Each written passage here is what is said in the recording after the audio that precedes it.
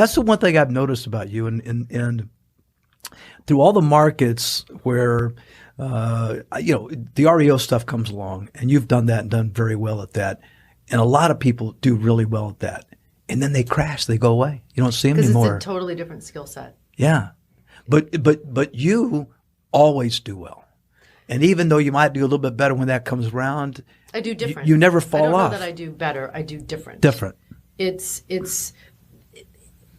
So when I got in the business, it was hot. The retail market was hot, right? And then it crashed and burned, and everything. All the savings and loans went belly up. Right. And we had the whole junk bond issue, and all of Charles Keating, Michael Milken, and all of that. Right.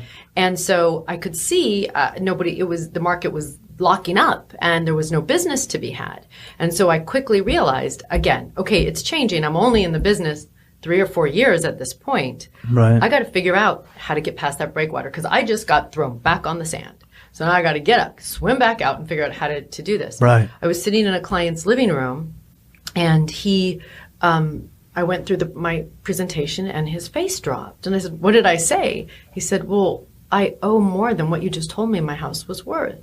Now, this was before short sales. They didn't even call them short sales. So he said, "Well, I'm so sorry. I'm so sorry to have wasted your time. I'm just going to walk away." And this is where the logic kicked in. Well, wait a minute. Hold on. If you're not going to sell it, somebody else is going to sell it. So let me call your lender. Let me talk to them, because it has to be sold. So maybe they'll chip in. That was my literal. Maybe they'll chip in. Right. And I picked up the phone, and I called the guy at Guardian Federal Savings and Loan.